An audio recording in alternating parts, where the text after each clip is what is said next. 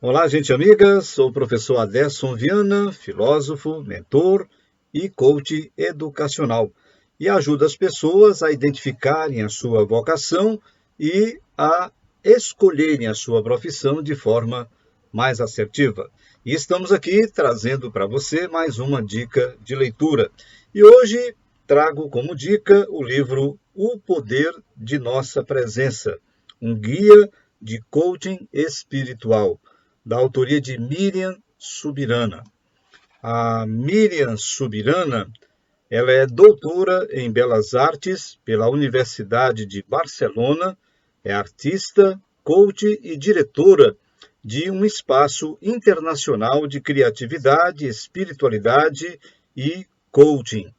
E combina a sabedoria do pensamento oriental com a inteligência espiritual, habilidades de liderança e a investigação apreciativa, a criatividade com técnicas de coaching e de meditação.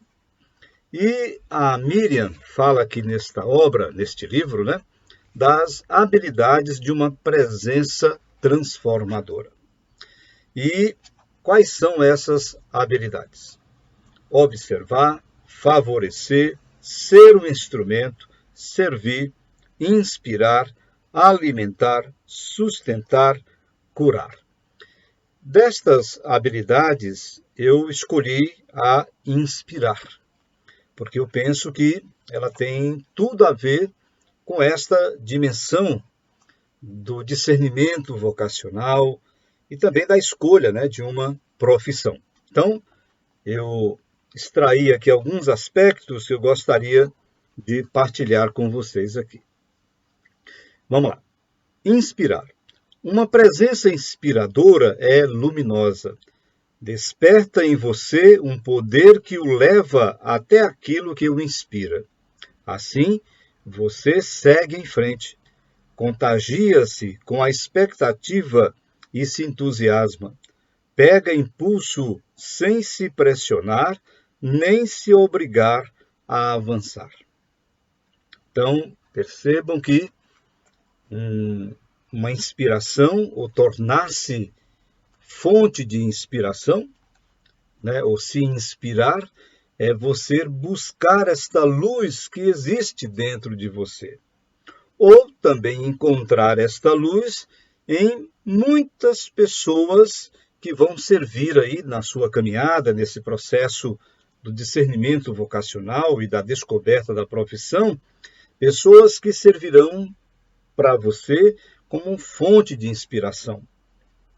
Né? E é interessante a gente observar que na juventude, particularmente na nossa adolescência, o adolescente, dentro desse processo de adolescer, de amadurecer, né, ele busca inspirar-se.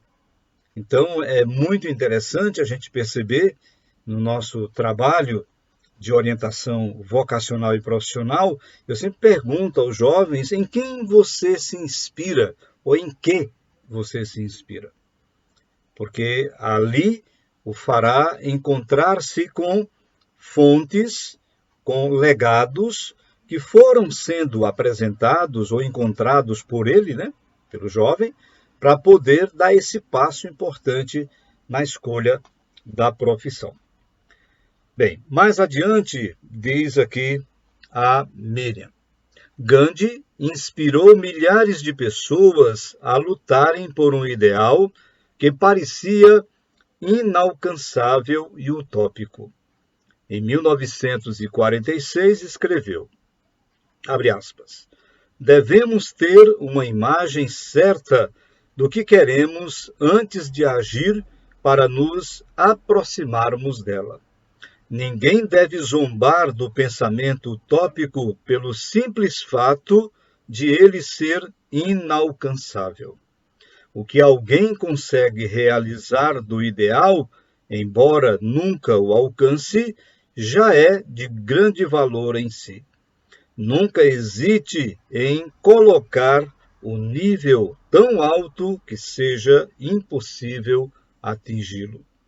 Quando seus sonhos são ambiciosos o bastante, O fato de se aproximar deles e não conquistá-los é o que define o êxito. Fecha aspas. Então, percebam que o Gandhi, né, ele foi o grande líder indiano na busca pela independência do povo indiano do poder britânico. E Gandhi trouxe uma nova maneira de se fazer revolução, vamos dizer assim. A revolução pacífica, né? A luta pela paz, mas não de forma passiva, mas de forma ativa. Ele fez despertar, ele inspirou a muitos dos seus compatriotas a acreditarem na força que havia dentro deles. Gandhi chegava a dizer que o maior inimigo do povo indiano não eram os britânicos, eram os próprios indianos. Sabemos que, sociologicamente, né, a Índia ela está estruturada em castas. Sabemos que essas diferenças entre as castas dificultava a unidade do povo indiano. Por isso que Gandhi afirmava que o principal inimigo não eram os britânicos, né? E sim esta crença limitante, vamos dizer assim, que reinava, que predominava entre essas diferenças. Então, as castas poderiam abandonar ou deixar de lado, né, naquele momento, essas diferenças para se unirem em prol da sua independência. Mais adiante, para inspirar os outros, você deve confiar em si mesmo, de modo a irradiar uma luz estável. Não permita que seus próprios pensamentos ou hesitações o façam duvidar de sua capacidade de transmitir luz. Com autoconfiança, você ousa ser criativo e reagir com agilidade face a situações, pessoas e acontecimentos. Então, tornar-se fonte de inspiração é, de fato, primeiro, né, o primeiro passo é acreditar nesta minha capacidade de fazer o bem, de beneficiar alguém. No nosso trabalho de coaching e também de mentoria dentro desta área da orientação vocacional e profissional, nós trazemos um referencial do sistema ISOR, do Instituto Holos, que é a metodologia de coaching e de mentoria que nós utilizamos. Lá tem um referencial muito interessante que nos ajuda a perceber que é preciso ter diante da vida uma postura prestadia. E ser prestadio é ter esta consciência de que eu vim a este mundo para fazer o bem, né, para beneficiar. Em tudo que eu realize, seja no âmbito pessoal, no âmbito profissional ou no âmbito organizacional, sempre fazer o bem. Terminando, a Miriam dá aqui uma relação de aspectos interessantes que se transformam em dicas, né? Eu elenquei aqui algumas. Então, para inspirar, aspire um ideal elevado, mantenha um nível alto e acredite em utopias. As utopias movem montanhas. Confie em si mesmo, ouse ser criativo, inscreva-se em iniciativas criativas. Então, acho bacana, né, quando ela nos fala sobre as utopias. Utopia, se formos no significado da palavra, seria um sonho inatingível. Mas o que seria da sociedade, do mundo, né, se nós não tivéssemos a presença dos sonhadores, dos chamados utópicos? Então, todos nós cultivamos um sonho, um ideal, né?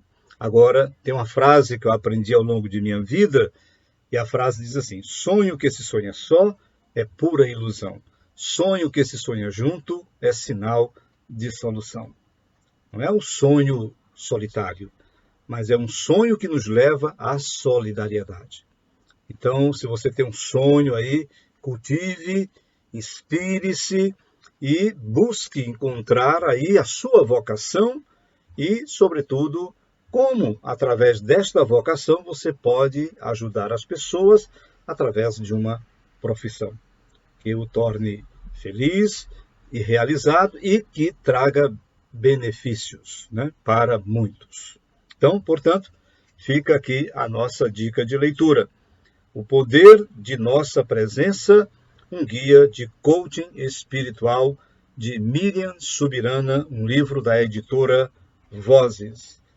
Um grande abraço, obrigado aí por sua atenção e até o nosso próximo encontro.